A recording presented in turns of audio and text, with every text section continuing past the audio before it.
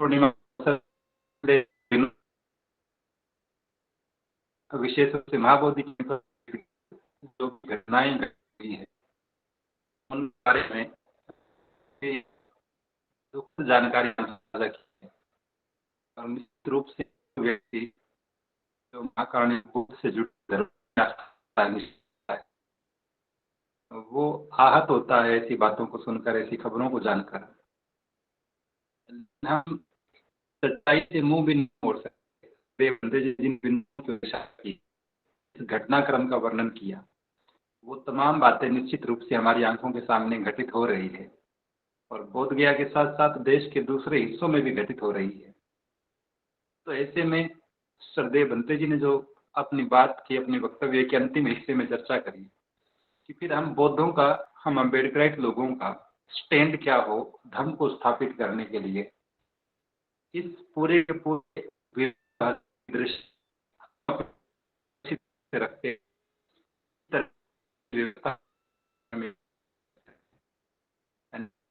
भिखुनिया बल उपासक उपासिक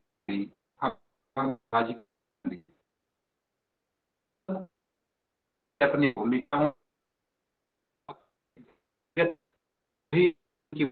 समाज में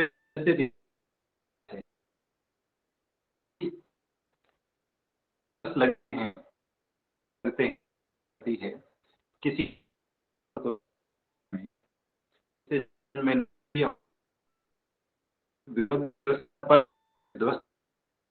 कब्जा कर लेती है। हर महत्वपूर्ण है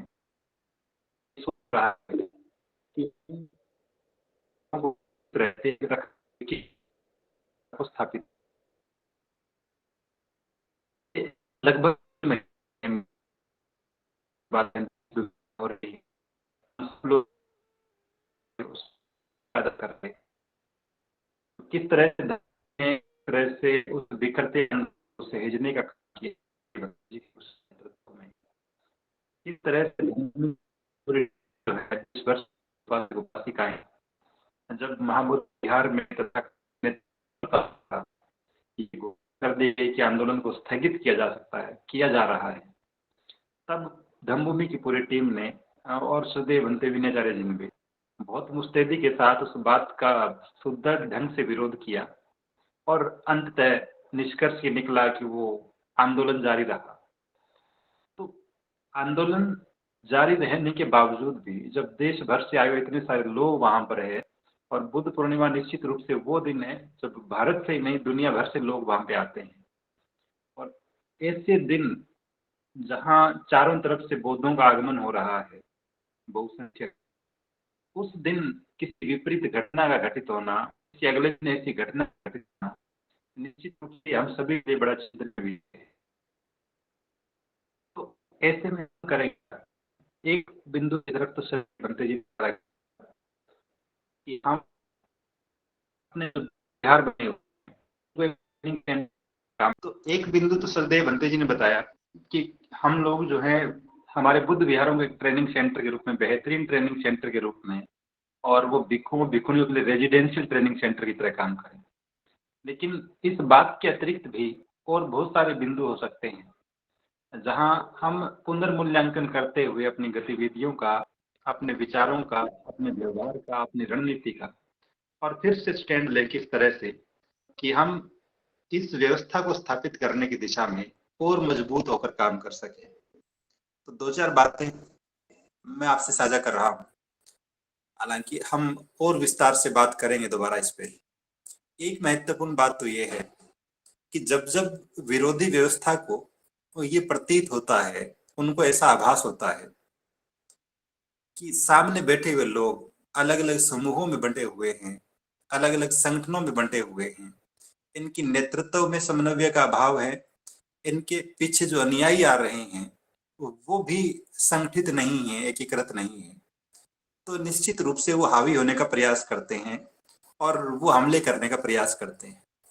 तो एक महत्वपूर्ण काम जो देश के तमाम अम्बेडकराइट बुद्धिस्ट संगठनों को करना चाहिए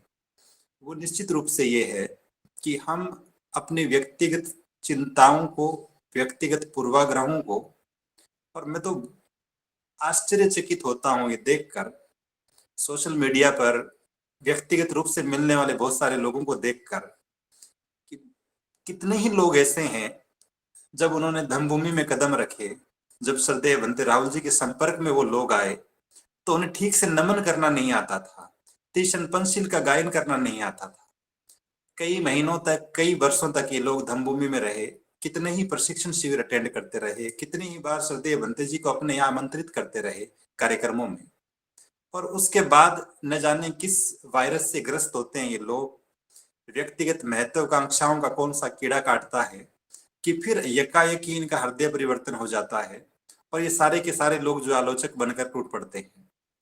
तो अगर हम जिस संगठन से सीखते हैं, जिस संगठन से समझते हैं, जिस नेतृत्वकर्ता के सानिध्य में हम धम्म की बारीकियों को समझते हैं, आचरण में उतारने का अभ्यास करते हैं, और वहीं पर सामंजस्य स्थापित नहीं कर पा रहे हैं, तो ऐसे लोगों से यदि ये उम्मीद करी जाए कि वो दूसरी जगहों पर बैठे हुए संगठनों से वार्तालाप करते हुए, संवाद करते हुए उन्हें अपने साथ लेकर चलेंगे,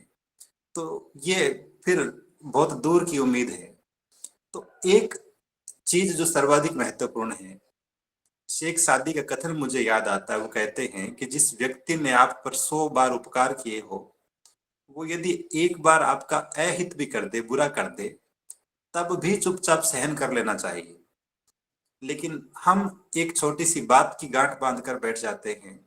छोटी छोटी बातों के मुद्दे बनाकर, जो निहायत ही अनावश्यक होती है।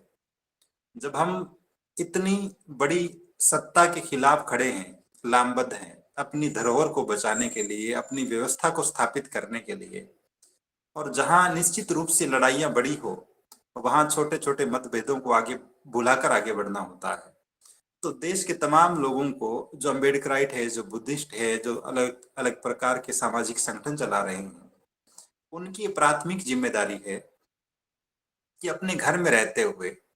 जब वो सामूहिक रूप से बैठते हैं, तब एक दूसरे की कमियों पर बात करें, भले ही अब वो एक दूसरे की आलोचना भी करें, वो एक दूसरे को अपडेट करने का प्रयास भी करें, और सारे के सारे संगठन, सारे के सारे नेतृत्वकर्ता, सारे के सारे उपासक उपासिकाएं अपना मूल्यांकन करते हुए खुद में सुधार के प्रयास भी करें। लेकिन जब जरूरत पड़ती हो किसी बड़ी व्यवस्था का मुकाबला करने की, तब निश्चित रूप से एकता जो है वह अनिवार्य तत्व है। तो एक तो हमें इस बात को समझना पड़ेगा, हम सभी अम्बेडकराइट्स को, बुद्धिस्ट को, कि यदि हम सच में अपनी धम्म की व्यवस्था को स्थापित करना चाहते हैं, हम सच में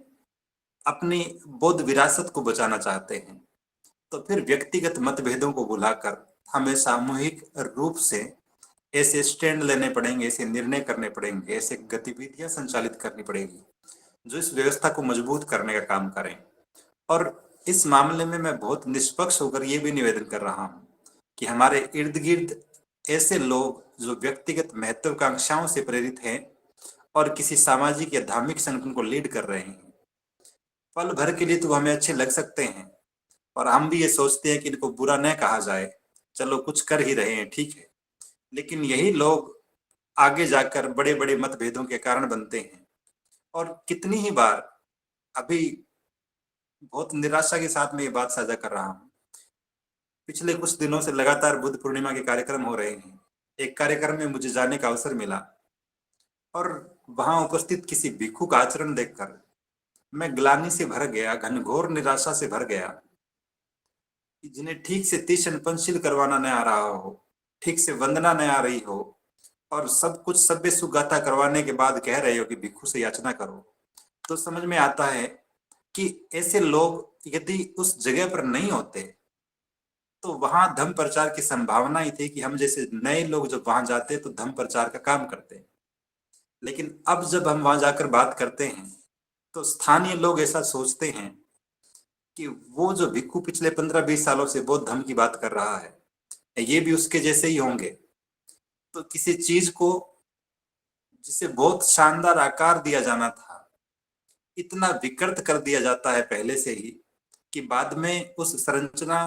के निर्माण की कोई संभावना ही नहीं बचती। तो जितने भी प्रकार के खराब लोग हैं उन्हें भी किनारे करने की जरूरत है। उनकी खुलकर आलोचना करने की जरूरत है कि वो लोग धम्म की व्यवस्था को स्थापित करने से ज्यादा उसे नुकसान पहुंचाने का काम कर रहे हैं।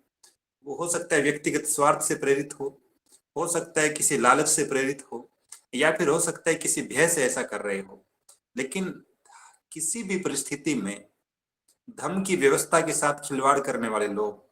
जब हमारे धार्मिक आंदोलनों को लीड करने लगते हैं, यही लोग बुद्ध विहारों के मठाधीश बनकर बैठने लगते हैं, तो फिर पूरा का पूरा आंदोलन ही गलत दिशा में दौड़ पड़ता है। तो एक महत्वपूर्ण बात सरदेव भंते जी ने कही कि हम इस बौद्ध विरासत को बचाने के लिए, धम्म की व्यवस्था को स्थापित करने के लिए पहला और प्राथमिक काम यह है कि भिक्षु और बुद्ध विहार, भिक्षुणियां और बुद्ध विहार वो हाईली अपडेटेड हो, वो ट्रेनिंग सेंटर के रूप में काम करें, और भिक्षु भिक्षुणियां खुद भी स्किल्ड हो, और जहां वो रहे वो अच्छा ट्रेनिंग सेंटर हो, ताकि धम्म ठीक स्वरूप में लोगों तक पहुंचे, धम्म अपने शुद्धतम रूप में विचार और व्यवहार के साथ लोगों तक पहुंचे। पहला काम तो ये है। दूसरा काम जो मैंने कहा, हमें एकता के प्रयास जो है, जब बहुत बड़े आंदोलन की रूपरेखा बन रही हो, जब बहुत बड़ी सत्ता से टकराना हो, तब निश्चित रूप से, और मैं धर्म की सत्ता की बात कर रहा हूं, तब निश्चित रूप से हमें ये प्रयास करने ही पड़ेंगे कि हम व्यक्तिगत पूर्वाग्रहों को छोड़कर, तमाम विरोधाभासों को छोड़ते हुए एकजुट होकर और इस विरासत को सहेजने का काम करें, इसे आगे बढ़ाने का काम करें। तीसरी बात कि इस आंदोलन में, भारत में बौद्ध आंदोलन में जितने भी खराब लोग लीडिंग रोल में दिखाई दे रहे हैं, जितने भी धम्म प्रचारक नहीं, वो धम्म के कुप्रचारक बने हुए मठाधीश बने बैठे लोग हैं, उनके भी सुस्पष्ट शब्दों में बॉयकॉट करने की जरूरत है। क्योंकि वो लोग धम्म के प्रचार की बजाय उसे हानि पहुंचाने का काम ज्यादा कर रहे हैं। धम्म की व्यवस्था को स्थापित करने की बजाय धम्म की व्यवस्था पर प्रश्न चिन्ह ज्यादा लगाने का काम कर रहे हैं। तो ऐसे लोगों से भी सचेत रहने की जरूरत है, और यदि वो हमारे इर्द गिर्द है तो कम से कम हमें ये प्रयास करना है कि वो किसी लीडिंग रोल में नहीं हो, वो काम कर रहे हैं अपनी समझ के हिसाब से करते रहे। लेकिन यदि ऐसे लोग नेतृत्वकर्ता बन के बैठते हैं तो फिर वो पूरे के पूरे आंदोलन का अहित करते हैं। और आप बाबा साहब डॉक्टर अम्बेडकर को याद रखें सदैव, जब हम इस विषय पर बात कर रहे हैं कि बाबा साहब की अवधारणा एक भिक्षु या भिक्षुणी के बारे में, सामाजिक नेतृत्वकर्ताओं के बारे में, संगठनों के बारे में कितनी उच्च कोटि की है। तो हम जब ये बात कह रहे हैं कि जो लोग धर्म की व्यवस्था को नुकसान पहुंचा रहे हैं बौद्ध बनकर, जो लोग धर्म की व्यवस्था को नुकसान पहुंचा रहे हैं भिक्षु या भिक्षुणी बनकर, वो लोग बाबा साहब के बौद्ध आंदोलन, उसके मापदंडों पर बिल्कुल भी खरे नहीं उतर रहे हैं। तो उन्हें हम रिजेक्ट नहीं कर रहे हैं, वो बाबा साहब की उस वैचारिक विरासत के आधार पर रिजेक्ट हो रहे हैं। तो ऐसे लोगों को भी दूर करने की जरूरत है, इनसे दूर रहने की जरूरत है। और कितने ही अपवाद मुझे अपने चारों तरफ नजर आते हैं इस तरह के, जो अपने व्यक्तिगत पूर्वाग्रहों के चलते, अपने छोटे छोटे स्वार्थों से प्रेरित होकर बहुत बड़े आंदोलन का नुकसान करके बैठे हैं। और यदि वो लोग उस वक्त कोई गलत निर्णय नहीं करते तो आज आंदोलन और ऊंचाई पर खड़ा होता। तो इस बात को भी बहुत गहरे से समझने और सचेत रहने की जरूरत है कि हम किसी भी प्रकार की चूक के शिकार न हो। क्योंकि जब हम गलती करते हैं लोगों को समझने में और खराब लोगों के हाथ में बागडोर थमा देते हैं, तो उसके कुपरिणाम, जैसे अभी हमने महाबोधि विहार मुक्ति आंदोलन के समय देखा कि कोई व्यक्ति प्रेस कॉन्फ्रेंस करके और रात को 11 बजे घोषणा कर रहा है, जिस आंदोलन को पूरे देश के लोग समर्थन दे रहे हैं, सहयोग दे रहे हैं, और वो एक तरफा निर्णय करते हुए उस आंदोलन की समाप्ति की घोषणा कर रहा है, उसके स्थगन की घोषणा कर रहा है। तो ऐसे लोगों से भी सचेत रहने की जरूरत है। तो 3 बातें हुई। चौथी बात और आखिरी बात कि इस बौद्ध धर्म की व्यवस्था को स्थापित करने के लिए हम लोग क्या करें। तो निश्चित रूप से धम्मभूमि का जो मापदंड है अच्छे और सच्चे बौद्ध बनने का, धम्मभूमि ने जो आधार दिया है एक ग्रस्त व्यक्ति के लिए बौद्ध आचार संहिता के रूप में, यदि वो आचार संहिता हमारे व्यवहार का हिस्सा नहीं है, हमारे परिवार में लागू नहीं है, हमारे संस्कारों में लागू नहीं है, तो निश्चित रूप से हम उस बौद्ध धर्म की व्यवस्था को स्थापित करने में विफल होंगे। तो इस बात की भी प्राथमिक आवश्यकता है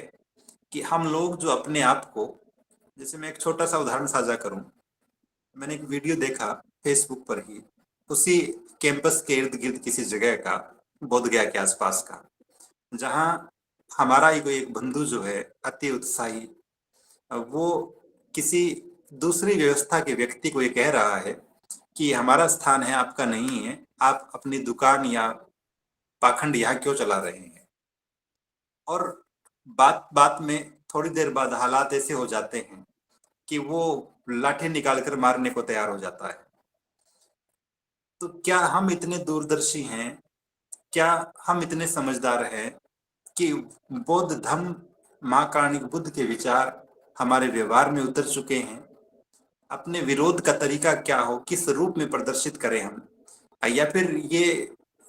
गली के बच्चों के क्रिकेट के खेल जैसा है कि हर कोई जाएगा और जिस तरह से हम कमेंट बाजी करते हैं सोशल मीडिया पर, ठीक उसी तरह पर वहां जाकर कोई भी भीड़ पड़ेगा उन लोगों से, और इसके संभावित परिणाम क्या होंगे, इसके दुष्परिणाम क्या होंगे। तो एक बौद्ध होने के नाते और एक दूरदर्शी व्यक्ति होने के नाते ये जिम्मेदारी भी है हम सबकी। आप सबको याद होगा, मुझे उन भिक्षु का नाम याद नहीं होगा आ रहा, और वो कहते हैं, महाकारुणिक बुद्ध से पूछने के लिए आते हैं कि तथागत, मैंने आपके सानिध्य में रहकर प्रशिक्षण प्राप्त कर लिया है, मैं अब धर्म प्रचार के लिए जाना चाहता हूं, क्या मुझे अनुमति है? तथागत कहते हैं कि ठीक, आप जा सकते हो, लेकिन पहले 2-4 सवालों के जवाब देकर जाइए। और तथागत पूछते हैं कि जिस दिशा में, जिस नगर में आप जा रहे हैं, यदि भिक्षाटन करते हुए लोगों ने आपको भोजन दान नहीं किया, तब आप क्या करेंगे? तो वो भिक्षु कहते हैं कि तथागत, यदि भोजन दान नहीं किया तो भी मैं संतुष्ट रहूंगा कि उन लोगों ने मुझे गालियां तो नहीं दी, सिर्फ खाना ही तो नहीं दिया, लेकिन मैं गालियों से तो बच गया। तथागत फिर पूछते हैं कि यदि उस नगर के लोगों ने आपको गालियां दी, तब आप क्या करेंगे? अगर भद्दे वचन कहे तब क्या करेंगे? तो भिक्षु कहते हैं कि तथागत, मैं तब भी संतुष्ट रहूंगा, मेरा चित्त शांत रहेगा ये सोचकर कि सिर्फ गालियां दी है, उन्होंने मुझे थप्पड़ तो नहीं मारे। तथागत फिर पूछते हैं कि यदि उसी नगर में कोई व्यक्ति आपको थप्पड़ मार दे, तब आप क्या करोगे? तो भिक्षु कहते हैं कि तथागत, मैं तब भी शांत रहूंगा ये सोचकर कि उन्होंने मुझे थप्पड़ मारा है, लाठी और डंडों से तो पिटाई नहीं की। तथागत फिर पूछते हैं कि यदि उस गांव के लोगों ने लाठी और डंडों से आपके साथ मारपीट की, तब आप क्या करेंगे? तो भिक्षु कहते हैं कि तथागत, मैं तब भी शांत रहूंगा ये सोचकर कि कम से कम मारपीट ही करी, जान से तो नहीं मारा मुझे। तथागत आखिरी बार फिर पूछते हैं कि यदि उस नगर के लोगों ने आपको जान से ही मार दिया, तब क्या करेंगे? तो भिक्षु कहते हैं कि तथागत, मैं तब भी बहुत शांत चित्त से मर सकूंगा ये सोचकर कि कम से कम इस जीवन के दुख तो खत्म हुए। तथागत कहते हैं कि ठीक है, आप पूर्ण है अपने आप में, आप चारिका के लिए, धम्म प्रचार के लिए जा सकते हैं। तो एक तो वो स्तर है आचरण का, व्यवहार का, कि हम किस तरह से अपने व्यवहार से संयमित और संतुलित रहते हुए काम करें। और ये बात निश्चित रूप से श्रद्धेय भंते जी बहुत बार कहते हैं प्रशिक्षण शिविरों में कार्यकर्ताओं को, धम्म प्रतिनिधियों को, कि हमारा व्यवहार, जब जब आक्रोश आता है मन में, जब जब क्रोध आता है, तब हमारा रिएक्शन क्या होना चाहिए, हमें क्या करना चाहिए। क्योंकि एक व्यक्ति की गलती, इतने बड़े आंदोलन में, इतनी बड़ी भीड़ में उपस्थित एक आदमी की गलती जो है, वो हमें अनुमान नहीं है, हमें अंदाजा नहीं है कि कितने लोगों पर भारी पड़ सकती है, कितने लोगों लाठीचार्ज का शिकार हो सकते हैं, कितने लोग दूसरी व्यवस्था के हमलों का शिकार हो सकते हैं, कितने लोगों पर झूठे केस दर्ज किए जा सकते हैं। तो ऐसे समय में जहां सर्वाधिक संयम की जरूरत हो, सर्वाधिक संतुलित व्यवहार की जरूरत हो, अगर हम अच्छे और सच्चे बोध बनकर तथागत की शिक्षाओं को अपने आचरण में उतारने की बजाय उसके विपरीत आचरण करेंगे, तो परिस्थितियों को और ज्यादा बिगाड़ लेंगे और ज्यादा खराब कर लेंगे। और हमें इस कटु सत्य को स्वीकार करना ही होगा कि वो व्यवस्था साम दाम दंड भेद से, जैसा वो कहते हैं, आपको दबाने के लिए प्रतिबद्ध है, उत्सुक है। और हमारी एक छोटी सी गलती पूरे के पूरे आंदोलन की शांति को, उसकी दिशा को बदल कर रख देती है। तो जब हम अच्छे और सच्चे बौद्ध बनेंगे, जैसा श्रद्धेय भंते जी अक्सर कहते हैं, धम्मभूमि की टैगलाइन है बौद्धों के बारे में, कि अच्छे और सच्चे बौद्ध बने, तब स्वाभाविक रूप से धर्म की शिक्षाएं हमारे आचरण में, हमारे व्यवहार से झलकनी चाहिए। अगर हम दूरदर्शिता के साथ इस काम को संपादित नहीं करेंगे तो फिर हमारी गलतियों की सजा बहुत सारे लोग भुगतेंगे। तो थोड़ा सा संयमित रहकर, थोड़ा सा मर्यादित रहकर और तथागत के बताए गए निर्देशानुसार हम यदि अपने आंदोलन को, अपनी धम्म की विरासत को, धम्म की व्यवस्था को स्थापित करने का काम करेंगे तो निश्चित रूप से परिणाम थोड़े सुखद होंगे, हम सबके लिए अच्छे होंगे। तो आज के वक्तव्य में हम इतनी ही बात कर रहे हैं। देश भर में आप सब ने, जो साथी वहां नहीं जा पाए बोध गया, आप सब ने बुद्ध पूर्णिमा के कार्यक्रम छोटे बड़े स्तर पर आयोजित किए हैं। तो आप सभी प्रबुद्ध साथियों को धम्मभूमि की तरफ से हार्दिक साधुवाद। और बहुत से साथियों ने उसी अंदाज में, उसी तरीके से जैसा बौद्ध आचार संहिता में लिखा हुआ है उस तरह से बुद्ध पूर्णिमा के कार्यक्रम आयोजित किए, उनको विशेष साधुवाद। और आप सबसे फीडबैक एक दिन जरूर लेंगे किस किस तरह से कार्यक्रम रहे। तो आज के वक्तव्य में इतना ही। श्रद्धेय बंते जी को बहुत बहुत साधुवाद। इस बात के लिए भी साधुवाद कि उस पूरे आंदोलन के दौरान, बुद्ध पूर्णिमा की उन विकट परिस्थितियों के दौरान आप पूरी टीम के साथ उनको बहुत ही संयमित ढंग से नेतृत्व देते हुए आपने उस आंदोलन की गरिमा को बनाए रखा और आंदोलन को मजबूती देने के लिए काम किया। श्रद्धेय बंते जी को सादर वंदनामि कहते मैं अपनी बात को यही विराम दे रहा हूँ। सभी को नमो बुद्धाय।